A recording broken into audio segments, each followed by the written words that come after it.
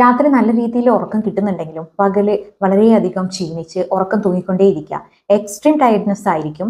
Energy level വളരെ കുറവായിരിക്കും.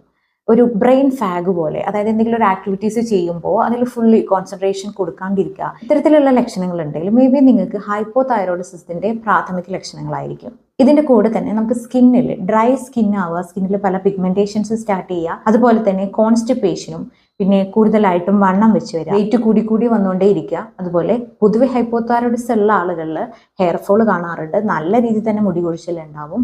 ഈ ഹെയർ ഫോളിന് വേറെയും പല റീസൺസ് ഉണ്ടെങ്കിലും ഇത്തരത്തിലുള്ള ലക്ഷണങ്ങളുടെ കൂടെ ഹെയർ ഫോളും കൂടെ ഉണ്ടെന്നുണ്ടെങ്കിൽ നിങ്ങൾ ഒരു ബ്ലഡ് ടെസ്റ്റ് ചെയ്യുക, തൈറോയ്ഡ് പ്രൊഫൈൽ പോയി ചെക്ക് ചെയ്യുക. അതിൽ വേരിയേഷൻസ് ഉണ്ടെങ്കിൽ അടുത്തുള്ള ഒരു ഡോക്ടറെ കൺസൾട്ട് ചെയ്യുക. തൈറോയ്ഡ് അസുഖങ്ങൾ പല വിധത്തിലുണ്ട്. ഹോമിയോപ്പതിയിൽ തൈറോയ്ഡ് രോഗങ്ങൾ ചികിത്സിച്ച് ഭേദമാക്കുന്നതിനോടൊപ്പം ഹോർമോൺ നാച്ചുറലായിട്ട് തൈറോയ്ഡ് ഗ്രന്ഥി തന്നെ നാച്ചുറലായിട്ട് പ്രൊഡ്യൂസ് ചെയ്യാൻ വേണ്ടി ഉത്തേജിപ്പിക്കുകയാണ് ചെയ്യുന്നത്. ഒരു ഹോർമോൺ റീപ്ലേസ്മെന്റ് തെറാപ്പി അല്ലെങ്കിൽ ഒരു ഹോർമോൺ ചികിത്സ അല്ലാത്തതിനാൽ തന്നെ ഹോമിയോപ്പതിയിൽ നമ്മുടെ അസുഖം ഭേദമായാൽ മരുന്ന് പൂർണ്ണമായും നിർത്താവുന്നതാണ്.